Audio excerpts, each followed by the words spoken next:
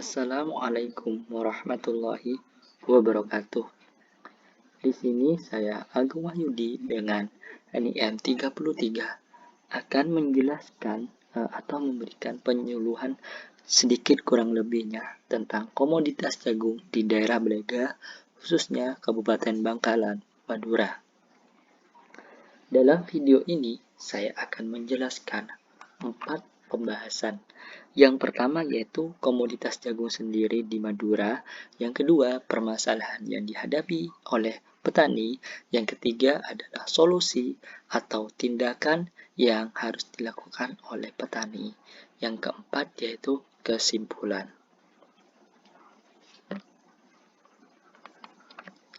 Pertama yaitu komoditas jagung di Blega, Bangkalan, Madura. Berdasarkan RT RW Provinsi Jawa Timur tahun 2011 sampai 2031, Kabupaten Bangkalan akan diarahkan untuk menjadi kawasan andalan darat dengan sektor unggulan pertanian, perikanan, industri, dan pariwisata.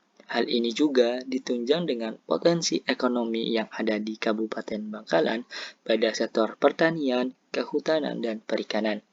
Subsektor ini unggulan di Kabupaten Bangkalan yaitu subsektor tanaman dan subsektor peternakan. Salah satu subsektor pada tanam panganan yang ada di Kabupaten Bangkalan yaitu komoditas jagung. Tanaman komoditas jagung ini merupakan salah satu tanaman pangan yang cocok untuk ditanamkan di Kabupaten Bangkalan yang memiliki karakteristik yang kering. Komoditas jagung merupakan komoditas tanam pangan unggulan bagi 14 desa tertinggal yang ada di Kabupaten Bangkalan, di antaranya Desa Sumur Kuning, Bata Timur, Murempu, Blega Oloh, Campor, Tanah Merah Laok, Bayi Pajung, Benangkah, Arok, Kompol, Dupo, Larangan Sorcen, dan Manonggal. Sebagai komoditas unggulan di desa-desa tersebut, komoditas jagung merupakan komoditas yang mempunyai potensi perkembangan lebih cepat di desa tertinggal tersebut dibandingkan dengan desa lain di kecamatan tempat desa tersebut. Dan desa tertinggal dengan komoditas unggulan jagung tersebut memiliki spesialisasi di komoditas jagung yang lebih baik dibandingkan dengan kecamatan tempat desa tersebut berada.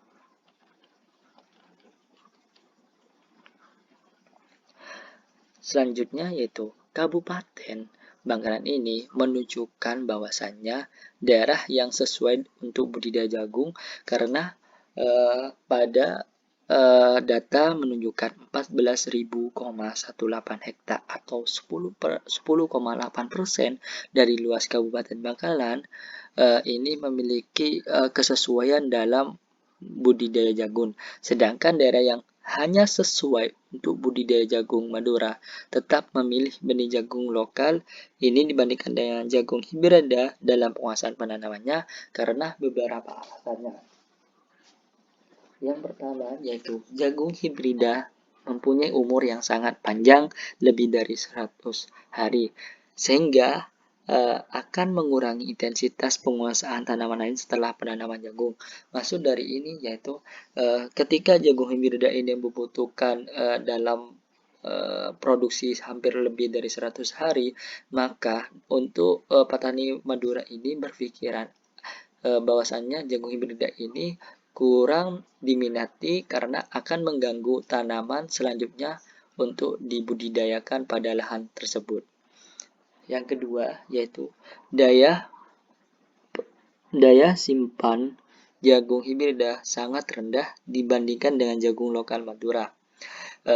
Seperti yang kita ketahui bahwasannya masyarakat Madura atau Bangkalan dalam memproduksi jagung ini hanya untuk kebutuhan konsumsi sendiri, sehingga masyarakat Madura membutuhkan jagung yang memiliki daya simpan yang lama. Yang ketiga yaitu rendemen jagung hibrida sangat rendah dibandingkan dengan jagung lokal apabila digiling menjadi beras jagung. Masyarakat Madura sendiri pun adalah salah satu pengganti dari beras yaitu mengkonsumsi beras jagung. Yang keempat, yaitu harga benih jagung hibrida yang terlalu mahal, kurang lebih 55.000 per kilogram. Hal inilah yang sangat dipikirkan oleh petani Bangkalan, khususnya di daerah Bangkalan, karena bibit sendiri dari hibrida ini cukup mahal, yaitu Rp55.000. Dari beberapa ulasan komoditas jagung yang ada di Kabupaten Bangkalan, permasalahan yang dihadapi oleh pengembangan jagung di Kecamatan Belega ataupun di kabupaten, yaitu yang pertama, salah satunya itu varietas yang ditanam dan pergantian benih. Seperti yang kita ketahui tadi di awal bahwasanya varietas yang ditanam oleh masyarakat Madura hanya yaitu benih lokal, bukan benih hibrida. Dan yang kedua yaitu masyarakat Madura masih dalam pergantian tanaman ini, masyarakat Madura masih memikirkan tentang harga atau modal yang akan dibutuhkan dalam produksi. Yang kedua yaitu kebijakan pemerintah dalam produk agro yang kurang fokus, terarah, dan yang diprioritaskan pengembangannya. Menurut saya pemerintah ini kurang jelas dalam memfokuskan atau memprioritaskan mana produk yang sangat harus dikembangkan di Kabupaten Bangkalan. Yang ketiga yaitu produktivitas lahan yang masih rendah dapat menggunakan teknologi baik untuk usaha budidaya tanaman termasuk pengolahan tanamannya. Untuk pengembangan ini yang dimaksud adalah untuk pengembangan hilirisasi pada dasarnya tidak ada masalah apabila menggandeng dan memperdayakan para ahli dan perguruan tinggi yang ada. Pemasaran hasil budidaya tanam ini dari petani relatif sulit karena tidak ada pihak atau institusi sebagai penampung, terutama saat musim panen, ditambah harga yang sangat rendah. Hal inilah diakibatkan antara lain tidak berkembangnya hilirisasi sebagaimana disebut di atas yang tidak mendorong peningkatan produksi petani. Yang keempat yaitu jagung di Madura masih dilakukan secara tradisional yang biasa dilakukan secara turun-temurun. Maksud di sini yaitu petani masih sulit diajak untuk melakukan perubahan dan menerapkan bercocok tanam yang dapat meningkatkan produksinya, baik mengenai penggunaan varietas unggul seperti tadi yaitu benih hibrida, pemakaian pupuk yang baru, pemeliharaan tanam maupun jarak tanam. Sampai saat ini pun, jagung yang dibudidayakan masih menggunakan varietas lokal, yaitu varietas Madura, yang tingkat produksinya masih rendah. Usaha menyebar benih unggul masih mendapatkan tantangan dengan berbagai alasan yang ada. Dari permasalahan ini, ada beberapa hal yang bisa dilakukan atau solusi dalam pengembangan pertanian jagung di Kabupaten Madura. Yang pertama yaitu perubahan paradigma masyarakat tentang jagung itu sendiri. Yang kedua, pengembangan klaster biomaterial. Yang ketiga, perbaikan sarana dan prasarana. Yang keempat, pengelolaan limbah jagung. Dan yang terakhir, pembagian peran stakeholder. Yang pertama yaitu perubahan paradigma masyarakat tentang jagung. Melihat potensi lahan pertanian untuk jagung di Madura khususnya di Kabupaten Bangkalan, maka paradigma petani yang memanfaatkan jagung untuk konsumsi sustain harus dirubah pemanfaatannya menjadi jagung untuk industri. Permasalahan rendahnya produksi jagung di Madura sudah mulai dipikirkan oleh beberapa universitas, salah satunya Universitas Trunojoyo Madura, dengan melakukan perakitan varietas yang unggul Madura sejak tahun 2007.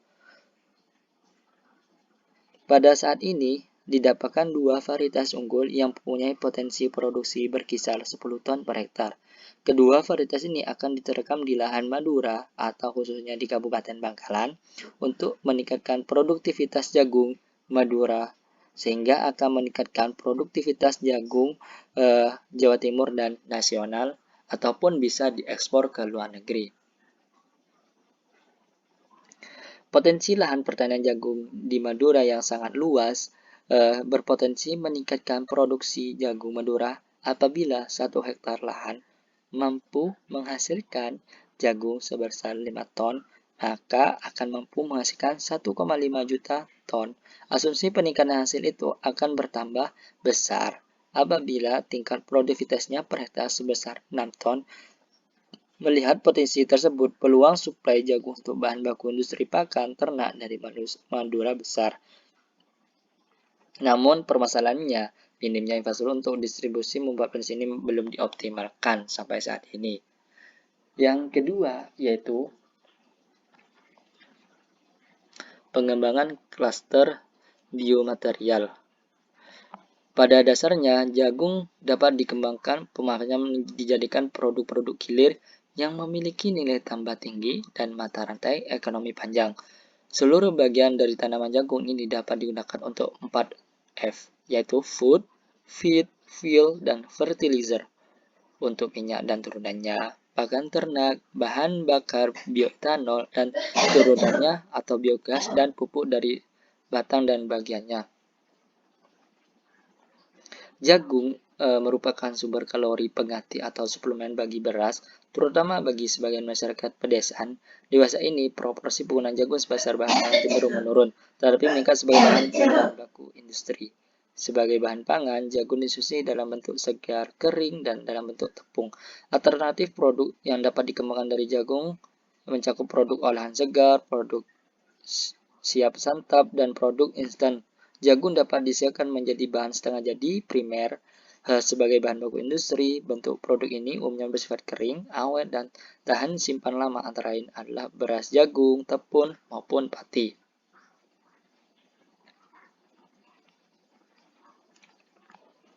Perbaikan sarana dan prasarana. Perbaikan sarana dan prasarana perlengkapan seperti yang dimaksud adalah seperti perbaikan sistem irigasi dan perbaikan jalan menuju saya untuk mempermudah pengangkutan produksi. Perbaikan sarana juga bisa dibuat dari dalam membuatkan aliran irigasi di daerah tempat budidaya jagung tersebut ataupun petani harus memilih pupuk dengan kesesuaian dengan lahannya.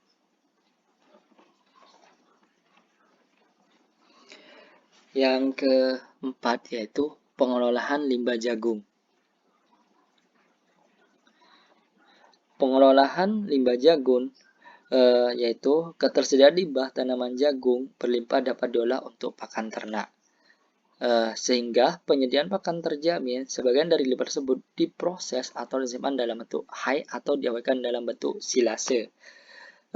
Silase yaitu dapat dibuat dari seluruh bagian tanaman jagung termasuk buah muda yang berumur 9 hari, buah yang sudah matang yang berumur 100 hari, atau kulit jagung yang manis. Bagian dari sisa panen jagung masih cukup tinggi kadar airnya. Untuk pembuatan silase dibutuhkan bahan dengan kadar air sekitar 60%. Oleh sebab itu, sisa panen tanaman jagung biasanya dikeringkan atau harus dikeringkan selama 2-3 hari. Dalam pembuatan silasenya, tanaman jagung dipotong-potong sampai kecil, lalu dimasukkan sambil dipatahkan ke dalam kantong plastik kedap udara. Apabila kondisi kedap udara tidak 100%, maka bagian permukaan silase akan ditumbuh oleh bakteri seperti Clostridium tripodicerium yang mengubah asam laktat menjadi asam butirat. Apabila seluruh tanaman jagung termasuk buahnya dibuat menjadi silase, maka karbohidrat yang larut yang dibutuhkan untuk pertumbuhan bakteri sudah mencukupi. Apabila yang dibuat silase hanya jerami atau kulit jagung, perlu ditambahkan molasses sebagai sumber karbohidrat terlarut. Dalam pembuatan silase juga dapat ditambahkan starter atau bakteri untuk mempercepat proses pematangan atau mikroba yang ditempatkan mesnya adalah bakteri penghasil asam laknat. Selain dibuat silase pun, pengolahan limbah ini, jagung ini bisa dibuat yaitu diamoniasi. Sebelum dibuat silase, limbah tanam jagung diberikan perlakuan terlebih dahulu yaitu dengan menambahkan urea 30 gram per kilogram limbah. Proses disebut proses amoniasi. Proses amoniasi jagung dapat dilakukan terhadap limbah tanaman jagung. Nutrisi dari limbah tanaman dan produk samping industri jagung sangat bervariasi.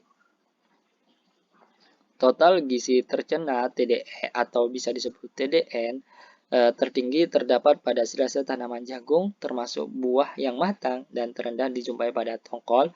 Kadar protein tongkol jagung lebih rendah dibandingkan bahan lainnya. Sedangkan silase tanaman jagung manis mempunyai kandungan protein yang tinggi. Tongkol dan batang jagung mempunyai kandungan NDF lebih tinggi dibandingkan limbah lainnya. Tidak palatable dan mudah ditemui cendawan pada kondisi suhu panas. Yang terakhir yaitu pembagian peran stakeholder. Pada pembagian peran stakeholder ini ada 5 yang harus berperan dalam pengembangan pertanian di Madura. Yang pertama yaitu pemerintah. Tugas dan peran dari pemerintah yaitu menetapkan kebijakan dalam rangka mendorong pengembangan industri pemanfaatan biomaterial untuk tujuan yang strategis secara konsisten. Yang kedua itu memberikan kemudahan insentif agar industri tersebut berkembang. Yang ketiga yaitu pengadaan atau pengalokasian lahan yang cukup dan tidak berbenturan dengan tujuan lain sehingga menjamin pasokan biomaterial tersebut ke pabrik pengolahan lebih lanjut. Yang keempat, penyuluhan petani tanam untuk meningkatkan produktivitas jagung yang berada pada Kabupaten Bangkalan. Yang kelima yaitu kemudahan dan peringanan pengadaan pupuk permodalan bila diperlukan oleh petani. Yang keenam yaitu pengembangan usaha-usaha BUMN yang penyalur produk hilir biomaterial strategis. Yang kedua yaitu stakeholder dari pebisnis atau perusahaan. Peran dari perusahaan ini yaitu memberikan bimbingan pengolahan tanah, tanam, benih, panen kepada petani untuk meningkatkan produktivitas tanaman. Yang kedua itu menetapkan harga yang wajar atas pembelian biomaterial dari petani untuk membantu meningkatkan kesejahteraan atau daya beli petani. Yang ketiga, meningkatkan keterampilan karyawan pabrik dan upah yang wajar. Yang terakhir yaitu menyediakan laboratorium untuk menghasilkan benih pola pemeliharaan tanaman pengolahan pasca panen yang baik. Yang ketiga yaitu petani.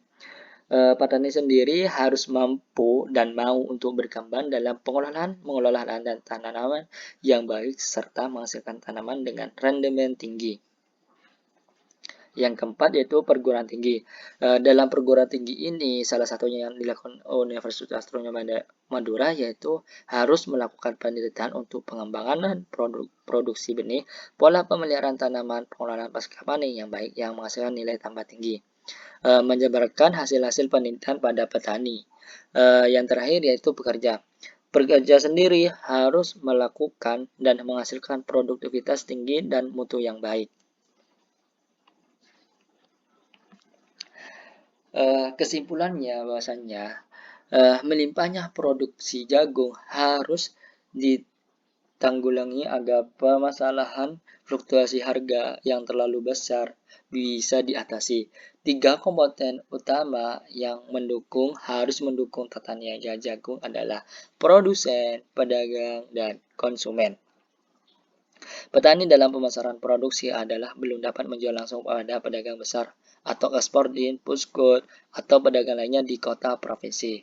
Petani pada umumnya menjual hasil jagung hanya kepada pengumpul atau ke pasar pedagang penyalur kota atau pengecer di pasar umum.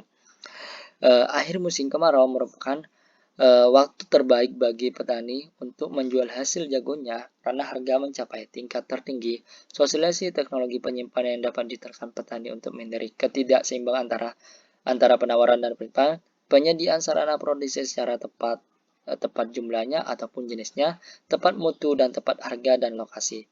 Penyediaan kredit usaha tani untuk komoditas jagung bisa disebut dengan BRI dan penyerapan hasil berdasarkan standar mutu hasil jaminan harga dari pemerintah ataupun swasta.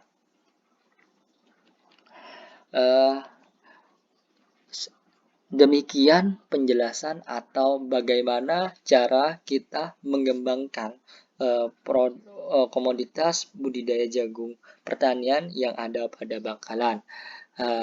Terima kasih, mohon maaf apabila ada kesalahan. Akhir kata, wassalamualaikum warahmatullahi wabarakatuh.